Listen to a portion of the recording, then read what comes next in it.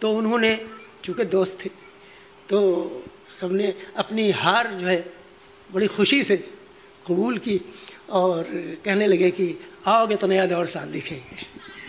ये नए दौर का आगाज हुआ, नया दौर से मेरी ज़िंदगी में नया दौर शुरू हुआ। तो ये कहना चाहिए मेरी पहली जीत कहिए या पहला गाना कहिए या पहला ब्रेक कहिए या पहली फिल्म कहिए, जो भी कहिए, इस तरह शुरू हुआ। और उसमें दोस्तों की हिम्मत अफजाई बहुत ज़्यादा रही, बड़े खुश हुए, अपनी हार बड़ी अच्छी तरह मनाई, जश्न मनाया। अच्छा ये बताएं, एल्बम्स वगैरह भी काफ़ी किए हैं और जितने म्यूज़िक कंपोज़र, डायरेक्टर और गायक रहे हैं सबके साथ में आपने काम किया है, तो उनमें से कोई एक ख़ास वाक़या जो आपको याद आ रहा हो? देखिए, सबसे अहम बात तो ये है कि O.P. नैयर साहब ने मुझे बहुत सराहा और उनका ये कहना था कि धुन पे ज़्यादातर लिखवाते थे। उनका ये कहना था कि धुन पे फिल्म इंडस्ट्री में सबसे अच्छा मजरू सुल्तानपुरी लिखते हैं। हालांकि उनका उन दिनों मजरू सुल्तानपुरी से ताल्लुकात उनके अच्छे नहीं थे, उनसे काम लेना उन्होंने छोड़ दिया, फिर भी उन्होंने उनकी तारीफ़ की। और कहने उसके बाद मुझे मेरे जिनके साथ मैंने काम किए हैं उनमें से S.H. बिहारी, उनको उन्होंने काफ़ी ब्रेक दिया और कहने तुम में ये सलाहियत है कि तुम धुन पे लिख सकते हो। तो मैंने कहा ठीक है, और उसका उन्होंने वो भी दिया, खाली ये नहीं कहा, उन्होंने मुझे पूरी एक फ़िल्म दी, हीरा मोती। और उसका एक वाक़या जो मैं वो सुनाना चाहता हूँ वो ये है था कि उन्होंने मुझसे 2 मुखड़े लिए थे, उसको कंपोज़ किया था उन दोनों को, और कहा था कि इस फिल्म में तुम्हारे 2 गाने हैं, बाकी प्रोड्यूसर का जो डायरेक्टर होगा वो लिखेगा, राइटर जो होगा, या S.H. बिहारी साहब लिखते। तो मैंने कहा ठीक। एक दिन मैं उनके पास बैठा था तो जो फिल्म के जो डायरेक्टर थे चांद, जो शेख मुख्तार के चीफ असिस्टेंट रह चुके थे, वो डायरेक्ट कर रहे थे इस फिल्म। उनका फ़ोन आया कि नैयर साहब इसमें एक सिचुएशन है कि जन्माष्टमी है और मुकुट चुराने 2 हीरा और मोती 2 अलग अलग गैंग हो जाते हैं, दोनों भाई होते हैं, बचपन में बिछड़ जाते हैं, दोनों का अलग अलग ग्रुप है और दोनों एक दूसरे के राइवल हैं, दुश्मन हैं, लेकिन दोनों उसको चुराना चाहते हैं और वहाँ दोनों आते हैं, भजन गाते हैं। तो यहाँ पे एक भजन चाहिए। तो चूँकि बात वो कर रहे थे और कभी कभी स्पीकर लाउड भी होता है तो सुनने में आता है, तो उनके पास वो वैसा वाला टेलीफोन था जो बड़ा खूबसूरत उन दिनों और बड़ा कॉस्टली हुआ करता था, ऐसे वो रखने वाला, मैं बता नहीं सकता यहाँ। तो उसमें करीब बैठा भी था मैं, तो मुझे थोड़ा अंदाज़ा हुआ कि भजन है और इस तरह का है। तो मैंने उनसे कहा कि मैं ट्राई करूं। तो वो इतने दिलचस्प और इतने मुझसे इतना अपना समझते थे और बड़े खुले दिल के इंसान थे, पंजाबी थे, मगर यानी O.P. नैयर का जैसा, यानी जिसे कहते हैं ना prince, he was like a prince. वो कहा जाता है कि he is a prince among music directors, O.P. Nayyar के लिए कहा जाता है। तो मेरे साथ भी बड़े बेतकल्लु भी हो जाते थे और कभी तो कह लें अमा मियाँ भाई हो तुम भजन लिखोगे। तो मैंने कहा देखिए, शायर साहब ने भजन लिखा, मजरू साहब ने भजन लिखा, राजा मेहदी अली खान ने भजन लिखा, जानिसार अख्तर साहब ने भजन लिखा, शेवन रिजवी साहब ने भजन लिखा। मैंने कहा जितने फिल्म राइटर होते हैं वो सफ़ेद पानी की तरह होते हैं, उनका अपना रंग वाह वाह वाह वाह होता है, तो उसमें जो रंग आप डालना चाहें डाल दीजिए, पानी वैसा हो जाएगा। तो मैंने कहा फिल्म राइटर जो है वो पानी है, शफाफ पानी, उसका कोई आप जो रंग कहिए मैं तो कहना यही ट्राई करो। और उन्होंने पूरी सिचुएशन बता दी मुझे कि ऐसा ऐसा ऐसा है, ये पूरी जो मैंने अभी बताई वही। तो मैंने वहीं कुछ कलम कागज़ उठाया और मैंने लिखा कि कुछ और नहीं बस ध्यान तेरा हमें तेरे द्वार पे लाया है, वो खाली हाथ नहीं लौटा जो शरण तिहारी आया है। तो कहने उसका जवाब दूसरा भी तो है। तो मैंने कहा है मधुर मुरलिया होठों पे, माथे पे मुकुट की छाया है, वो बंसी वाले गिरधारी हमें तेरा मुकुट बनवाया है। वाह। तो कहने लगे कि मैं बहुत अच्छा है मेरे हिसाब से, मगर मैं डायरेक्टर से इसको अप्रूव करा दूँ, सिचुएशनल सॉन्ग है इसलिए वैसे में। तो उन्होंने उनको सुनाया।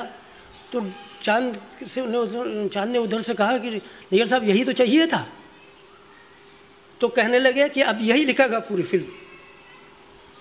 अब मैं सारे गाने 6 गाने थे, बोले 6 गाने अब यही लिखेगा, दूसरा राइटर नहीं लूँगा। तो उनका नैयर साहब आप कैप्टन ऑफ द शिप हैं, आप जाने जो आप चाहें करें।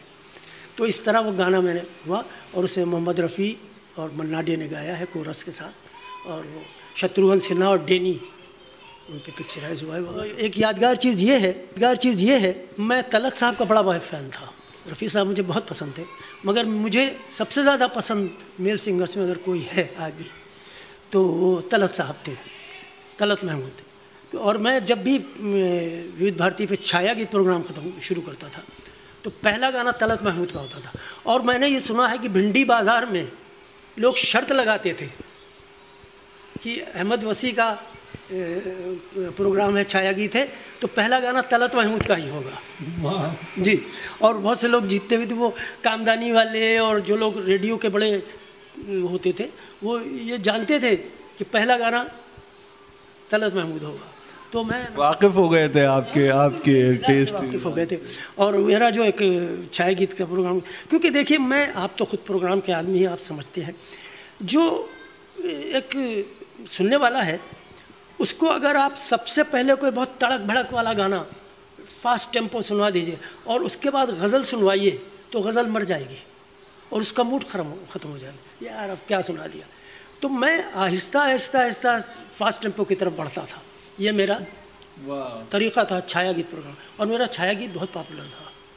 छाया गीत प्रोग्राम मेरे रिटायर होने के बाद ख़त आए वहाँ कि अहमद वसी के छाया गीत नहीं सुनाई देता है। और फरमाइशी प्रोग्राम में करता था, मगर वो बहुत बेदिली से करता था, वो ईमानदारी से कह रहा हूँ कि वो मैं एक नौकरी करता था। लेकिन छाया गीत और रजनीगंधा एक प्रोग्राम करता था मैं, जो मेरे नाम से ही था।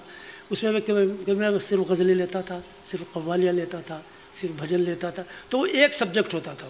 तो वो भी बहुत मेरा पॉपुलर था। ये 2 प्रोग्राम मेरे बहुत पॉपुलर थे।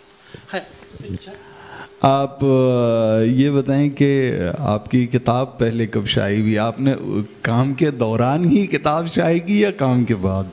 नहीं, वो मैं अभी जिक्र करूँगा, ज़रा मैं तलत साहब का जिक्र, वो जो अधूरा हो जाएगा। वो तो हुआ ये कि मुझे एक फ़िल्म में एक आखिरी गाना बचा था, उसके राइटर कफ़ील आज़र मेरे बड़े अच्छे दोस्त थे, बहुत अच्छे शायर थे, मरहूम हो गए, खुदा उन्हें जन्नत नसीब करे। तो वो गए हुए थे, अमरोहा के रहने वाले थे, अपने वतन गए हुए थे, और प्रोड्यूसर थे सैयद साहब, उनको फ़ौरन एक गाना चाहिए था। और वो डाइवोर्स, वही आजकल जो 3 तलाक चल रहा है वो हो जाता है, लड़का लड़की दोनों सेपरेट हो जाते हैं, तो बैकग्राउंड में उनको एक गाना चाहिए था।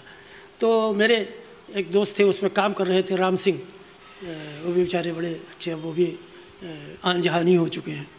तो उन्होंने कहा कि भाई राइटर नहीं मिल रहा है, तो उनका मेरे यहाँ काम करते हैं आप, उनके तो लेके गए कि तो सैयद साहब कहने लगे, देखिए आप राम सिंह साहब आप भी बाहर चले जाइए, मुझे वसी साहब से कुछ बहुत ज़रूरी बात करना।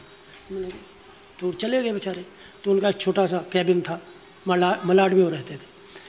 कहने लगे, वसी साहब मैं आपसे पहले बता देता हूँ, मेरे पास आपको देने के लिए पैसे नहीं है और मुझे ये गाना रिकॉर्ड करना है क्योंकि फिल्म कंप्लीट करनी है। अब आप लिखेंगे कि नहीं लिखेंगे, पहले बताइए आप। तो मैंने कहा, सैयद साहब, राम सिंह साहब आपके दोस्त थे, मैं राम सिंह का दोस्त हूँ, तो आप मेरे दोस्त ही हुए, आप बताइए। तो उन्होंने थोड़ी सी मुझे सिचुएशन बताई कि डाइवोर्स हो जाता है और वहाँ पे। तो मैंने कहा कि म्यूज़िक डायरेक्टर, कहने चित्रगुप्त जी म्यूज़िक डायरेक्टर हैं इसके, तो चलिए अभी चलते हैं, आप लिखेंगे? मैंने कहा चलिए। तो मैं चित्रगुप्त जी के गया, वो लेके मुझे गए। तो वो खार में रहते थे चित्रगुप्त जी, और वहाँ उन्होंने कहा कि उस गाने के लिए इनको लाए हैं, ये वो। तो चित्रगुप्त जी ने कहा कि कुछ आपके जहन में हो तो अभी बता दीजिए। तो मैंने वहीं कुछ अल्फाज जोड़े और सुनाया। तो चित्रगुप्त जी ने उसमें थोड़ी सी तब्दीली करने को बताया, तो मैंने वहीं कर दिया। और उसके बाद मैंने कहा, साहब देखिए, अब मैंने सोचा कि पैसे तो सैयद साहब नहीं देंगे, तो एक अपनी एक आरजू, एक तमन्ना अपनी पूरी करो। मैंने कहा, सैयद साहब और चित्रगुप्त जी, मेरी एक ख्वाहिश है, कहले ये 2 गाना होगा। चित्रगुप्त जी बोले, ये 2 गाना होगा, तलत गाएंगे। मैंने कहा इस सिचुएशन को कैश करो, पैसे नहीं मिल रहे। तो कहने लगे, हाँ बताइए। मैंने कहा कि देखिए, मेरी बड़ी आरजू है और मैं उनका बड़ा परस्तार हूँ, आप ये गाना तलत साहब से गवाइए। तो उसके बोल ये थे कि मेरे शरीक सफ़र अब तेरा खुदा हाफिज़, मैं तेरे साथ रहूँ ये मेरा नसीब नहीं, मैं चाहती थी कि मर जाऊँ तेरे दर पे, मगर मेरे जनाजे को कांधा तेरा नसीब नहीं। तो हाँ, उसके बोल और जवाब ये था कि लड़के का कि मुझे खुदा से न शिकवा है न गिला तुझसे, अगर आज मैं होने लगा जुदा तुझसे, लबों को सी के लबों को सी के ये गम सह रहा हूँ मैं जैसे, किसी के दिल को भी ये हौसला नसीब नहीं, मेरे शरीक सफ़र अब तेरा खुदा हाफिज़।